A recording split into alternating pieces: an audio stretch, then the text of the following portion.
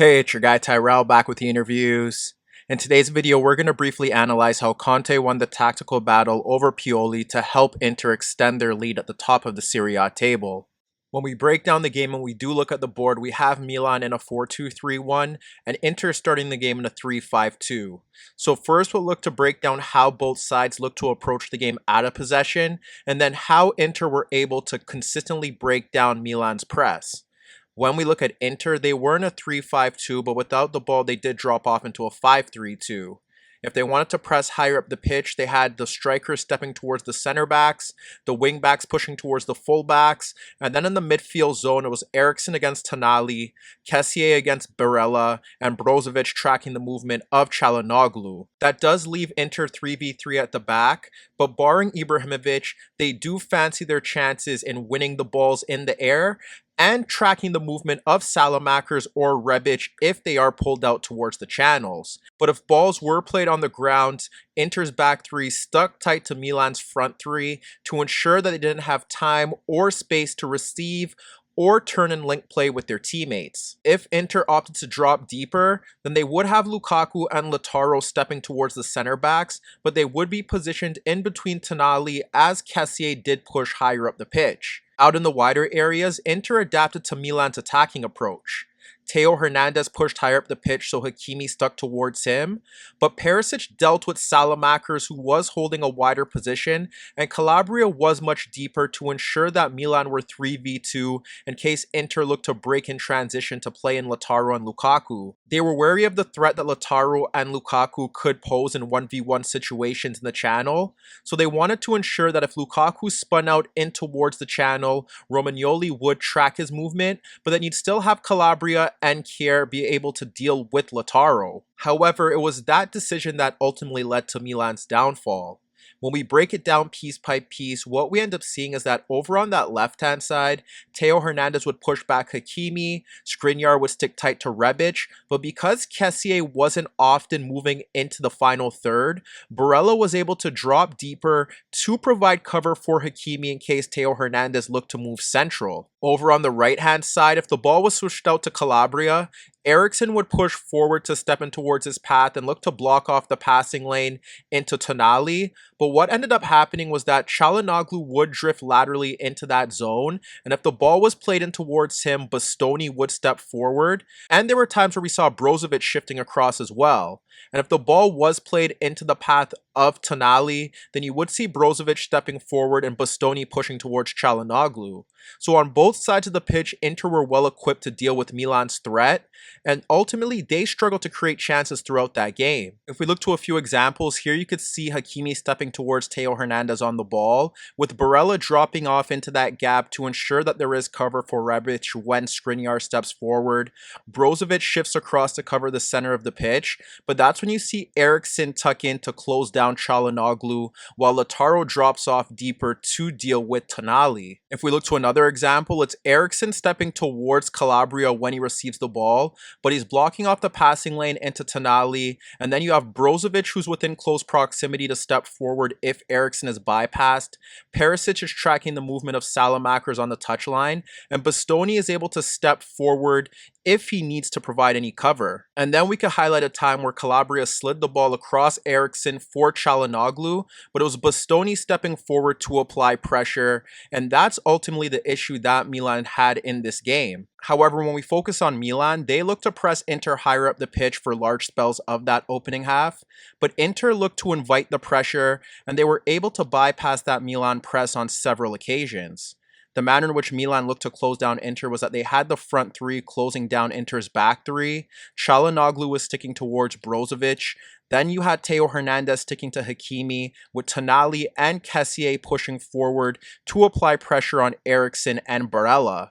One of the issues that you can notice here was that no one is picking up Perisic, and that's because Calabria was sticking with Kier and Romagnoli to ensure that they had that 3v2 advantage with the Inter forwards. That was a big issue for Pioli's men, as Perisic was often given the license to push higher up the pitch as Lautaro's movement dragged Calabria central to give space for the wingback to get into good attacking positions. But first, we have to focus on how Inter were able to bypass that Milan press. To ensure that they could maximize the threat of Perisic down the left-hand side with all that freedom, Conte instructed his men to build out from the right-hand side, and they were able to pull Theo Hernandez towards Hakimi, and what we saw from Barella was that he dropped off deeper to pull Kessie out of position, and then that creates a large gap of space for Lukaku to drive into to pull out Romagnoli. And if we look to several examples throughout this game, we're able to see the same move being replicated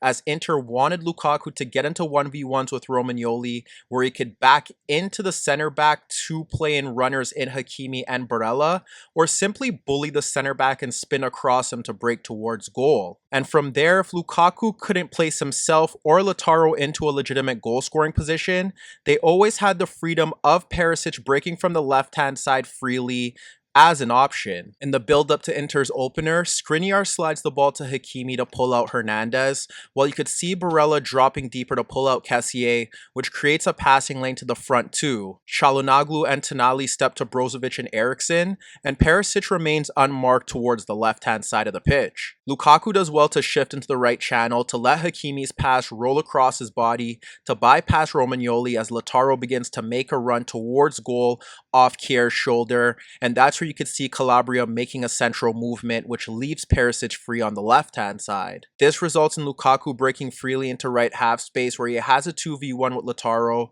but Kjær shifts across to make a vital intervention. If we look to another example, we see Skriniar punting the ball over the Milan press that has Kessie and Çalhanoğlu squeezing on Brozovic and Barella in Inter's third. Lautaro gets ahead of Tonali to receive Skriniar's punt over the Milan press, and he slides the ball out to the left channel for Perisic to run at Calabria, and that's where you could see Lukaku's initial movement pulling out Romagnoli into Inter's half, and Lautaro doing well to drop off Kjær to ensure that they maximize Perisic's freedom down the left-hand side. Perisic carries the ball towards the Milan penalty area ahead of Calabria's pressure, with Lukaku making a run towards the front post and Lautaro peeling off Romagnoli towards the back post. And that move in itself should have resulted in Inter's second goal, as Perisic's delivery bypasses Kjær and falls into the path of Lukaku, but he simply doesn't make connection with the ball as it rolls through the 6-yard box. Later on in that half, you witness Hakimi carrying the ball towards the halfway line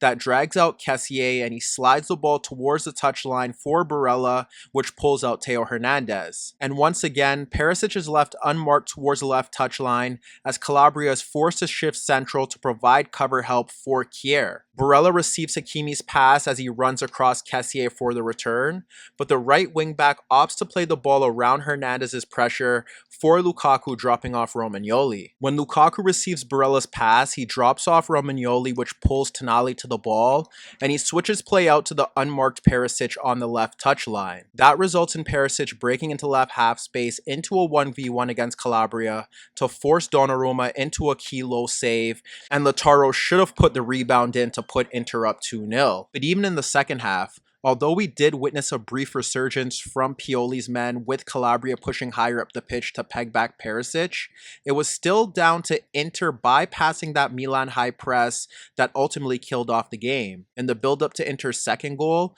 De Vries slides the ball out to Skriniar, which pulls out Rebic, and he splits Rebic and Çalhanoğlu stepping towards Brozovic, for Barella dropping into his own half to receive the ball. When Barella receives Skriniar's pass, he receives time and space to bring the ball towards the touchline to drag out Kessie, while Theo Hernandez steps into Inter's half to apply pressure on Hakimi, which again creates the avenue to play the ball into Lukaku, dropping to the channel to pull out Romagnoli. When Barella fizzes the ball into Lukaku, he holds up Romagnoli with Theo Hernandez tracking back to provide cover pressure, but he ends up poking the ball into Hakimi running off the Milan left back with Tonali shifting across. Hakimi breaks out of a challenge with Tonali, Romagnoli, and Theo Hernandez to break at the Milan penalty area, with Kjær in good position for cover, and Lautaro on the shoulder of Calabria, with Eriksen running off Salamakers to join the attack. Hakimi pulls the ball back to Eriksen ahead of Kjær and Calabria, with Lautaro and an unmarked Perisic breaking forward as his passing options towards his left. That results in Eriksen sliding the ball across Calabria for Perisic in left half space, which takes out two Milan defenders, and he pulls the ball back to an unmarked Lautaro to double Inter's lead. And in the build-up to the third goal, De slides the ball to Perisic ahead of a step in Calabria. As you can see, Bastoni is close by Salamakers, Tonali stepped towards Eriksson, and Brozovic was occupied by Çalhanoğlu. This explains why Perisic opted for a first-time ball over the Milan press. Perisic's first-time ball falls to the left of Kessié for Barella, but Lukaku dropping off Romagnoli picks up the ball with Hakimi breaking forward down the right, and Kjaer out of position due to Lautaro's movement. As you can see, Lukaku carries the ball beyond Kessié with Hakimi as an outlet, but as he runs at Romagnoli, the Milan center-back concedes acres of space to his right for Lukaku to evade a challenge and place the ball onto his left foot to kill off the game. So as you could see, Milan's pressing was the key tactical theme of this game, and it ultimately led to their downfall. You could see why they didn't want to have Calabria pushing higher up the pitch to close down Perisic, because then Inter could simply bypass the press and play in Lautaro and Lukaku into the channels to go 1v1 with Kjaer and Romagnoli. If they were so wary of that threat, perhaps they were better off dropping off deeper into a 5-4-1. But then, even if you have Çalhanoğlu stepping towards Brozovic and their front three closing down Bastoni, Skriniar, and De Vrij, the threat of Perisic running at Calabria and Hakimi running at Theo Hernandez could have led to several problems for Milan. Perhaps the best option for Milan today was a back three. If you play 3-4-3, that does mean that you need Ibrahimovic to sit on Brozovic, but even if you switch to a 3-5-2, then you could have one of the midfielders stepping out to Brozovic, and if Perisic and Hakimi were able to bypass the fullbacks, then at least you have a center back able to come across and still maintain your numbers in and around the box. Hi everybody, thanks for watching, and subscribe here for your latest tactical analysis and daily commentary on the InnerViews show. And if that wasn't enough, don't forget you could find more organic, unfiltered soccer/football analysis on the InnerViews podcast, the best soccer/football podcast in the world, available on iTunes, Spotify, iHeartRadio, Spreaker, and any Android apps on your Android devices.